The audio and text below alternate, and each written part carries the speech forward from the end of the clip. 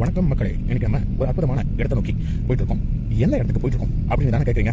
அட ஆமாங்க, இன்னைக்கு நம்ம ஆழியார் அணையை நோக்கி தான் போயிட்டு இருக்கோம். இந்த ஆழியார் அணை மேற்கு தொடர்ச்சி மலையில் உள்ள வால்பாறை மலை அடிவாரத்துல இருக்குங்க. மேற்கு தொடர்ச்சி மலையினாலே இயற்கை எழில் கொஞ்சம், அதுவும் இந்த ஆழியார் அணை அழகு பார்த்தா நம்ம மனசு அதிலேயே லயிச்சு போயிடும் மக்களே.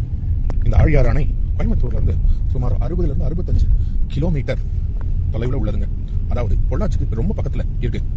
இந்த ஆழியார் அணையை கட்டந்து வழக்கம் போல நம்ம அணைகளின் நாயகர் முதலமைச்சர் காமராஜ் அவர்கள் என்ன இந்த மாதிரி முற்போக்குத்தனமான சிந்தனைகளும் செயல்களும் அவர்கிட்ட இருந்து மட்டும்தானே நம்ம எதிர்பார்க்க முடியும் மக்களே. அந்த அளவுக்கு நேர்த்தியா இந்த ஆழியார் அணை கட்டப்பட்டிருக்கு. இந்த அணையை 1962 திறந்திருக்காங்க. இந்த அணையில் இருந்து வரும் நீர் விவசாயங்களோட நீர்ப்பாசனத்துக்கு உதவுதுங்க. இந்த அணை 235 அடி உயரம், அதாவது 72 மீட்டர். அப்படின்னா எவ்வளவு பிரம்மாண்டமா இருக்கு அப்படின்னு பாருங்களேன். இந்த அணைக்கு நம்ம வந்து சேரணும்னு நினைச்சப்ப இந்த அணைக்கு வர பாதையெல்லாம் பார்த்துக்கிட்டே வரும்போது அவ்வளவு கொள்ளை அழகுங்க. இருபுறமும் தென்னை மரங்கள், அடர்ந்த தோப்புகள், நடுநடுவே பெரிய மாளிகை போன்ற வீடுகள். அப்பப்பா, இந்த இடத்துல வாழறவங்க எல்லாம் சொர்க்கத்துல தான் வாழறாங்க அப்படின்னு நினைக்க தோணுது. இந்த இடத்துக்கு வந்த உடனே முதல்ல வண்டி பார்க்கிங் கட்டணம் 10 ரூபாய் வசூலிச்சாங்க. அதுல இருந்து நுழைவு கட்டணமா ஒரு நபருக்கு 20 ரூபாய் அப்படின்னு நினைக்கிறேங்க. உள்ள நம்மளுடைய மொபைல் போனை எடுத்துட்டு போறதுக்கு ஒரு 10 ரூபாய் டிக்கெட் வாங்க வேண்டியிருக்கு. ஏன்னா சுத்தி முத்தி படம் எடுப்போம் இல்லைங்களா, அதுக்காக அப்படின்னு சொல்றாங்க. இந்த நுழைவு கட்டணத்தை செலுத்திட்டு நுழைவு சுற்றோட உள்ள நுழையும் போதே இந்த பூங்காக்களை பார்க்கும்போது அவ்வளவு ரம்யமா இருக்கு. என்ன இந்த பூங்காக்களை இன்னும் மெருகூட்டி இருந்தா இன்னும் ரொம்ப ரொம்ப அழகா இருந்திருக்கும். இந்த நிலையிலையும் இந்த ஆழியார் அணையை பார்க்கறதுக்கு மக்கள் கூட்டம் அலைமோதுறத பார்த்தீங்கன்னா வியப்பா இருக்கு. இந்த அணை அமைஞ்சிருக்கிற இடம் பருவநிலை அத்தனையும் கொள்ளை அழகு போங்க. சுத்தி சுத்தி சிறுவர் விளையாட பூங்காக்கள், ஏன் நம்ம புகைப்படம் எடுக்கிறதுக்கும் அழகழகான தோட்டங்கள். முன்னாடியே சொல்லியிருந்தேன் இல்லைங்களா, இதை இன்னும் கொஞ்சம் பராமரிச்சா இன்னும் நிறைய சுற்றுலா பயணிகள் இந்த இடத்தை நோக்கி வருவாங்க மக்களே. சரி, அணையை பார்க்க அதனுடைய முகப்பை நோக்கி போனோம். அந்த இடத்துல வேட்டைக்காரன் புதூர் மலை அப்படின்ற மலை வழியா நீர் செல்றத பார்த்து ரொம்ப ஆனந்தமா இருந்தது. அவ்வளவு தெள்ள தெளிவான பளிங்கு போன்ற நீர் மக்களே. அப்படியே அங்கிருந்து பழனி படிக்கட்டு மாதிரி 235 அடின்னு சொல்ல இருந்தேன் இல்லைங்களா, அவ்வளவு தூரத்துக்கு படிகள் மக்களே. கொஞ்ச நேரம் அணையை ஏறி பார்க்க போறோமா இல்ல கோயிலுக்கு போக போறோமா அப்படின்னு ஒரு சின்ன குழப்பம்.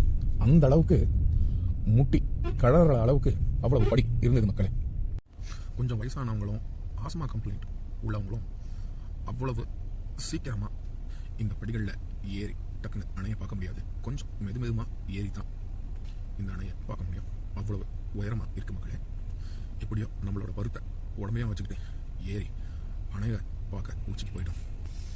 அந்த உச்சியில வியூ பாயிண்ட், காட்சி முனை அப்படின்னு சொல்லுவாங்க இல்லைங்களா, அந்த இடத்துல இருந்து அணையை பார்க்கும்போது அவ்வளவு ரம்யம், கடல் போல காட்சி அளிக்குது. அவ்வளவு நீர், அணையும் அவ்வளவு பெருசு. நம்ம வந்த நேரம் புத்தாண்டுக்கு ஒரு நாள் முன்னாடி அப்படின்றதுனால பல சுற்றுலா பயணிகள் வந்து குவிஞ்சிருக்கிறத நம்மளால பார்க்க முடியாது. அத்தனை பேரோட முகத்திலையும் அவ்வளவு மகிழ்ச்சி, அவ்வளவு பிரமிப்பு.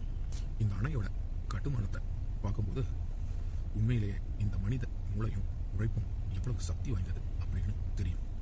பின்ன இவ்வளவு பெரிய அணையை கட்டி முடிக்க எவ்வளவு உழைப்பும் மனித மூளையும் எத்தனை நுட்பமும் தொழில்நுட்பங்களும் செலவாயிருக்கும் யோசிச்சு பாருங்க மக்களே.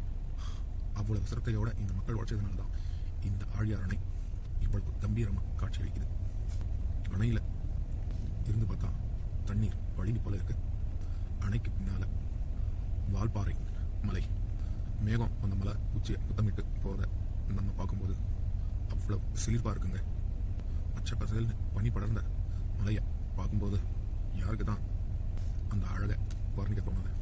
அந்த அணையோட நடைபாதையிலிருந்து கொஞ்சம் முன்னாடி நடந்து பார்த்தோம்னா ஒரு படிக்கட்டு கீழே இறங்கி போகுது மக்களே. கிட்டத்தட்ட நீர்நிலையை நோக்கி போகுது. அந்த இடத்துல இருந்து படகு சவாரிக்கு ஏற்பாடு பண்ணியிருக்காங்க. நபர் உங்களுக்கு 150 ரூபாய் கட்டணம் இதுக்கு வசூலிக்கிறாங்க.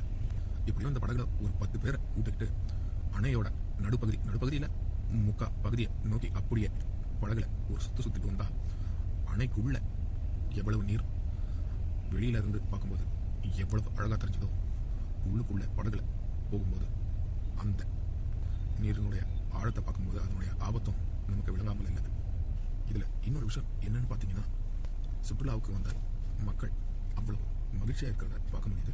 அவங்க மகிழ்ச்சியான தருணங்களை புகைப்படம் எடுப்பதிலிருந்தே நமக்கு புரிய வச்சுருக்காங்க. புகைப்படம் எடுக்கும்போது கொஞ்சம் ஜாக்கிரதையாக எடுக்கணும்.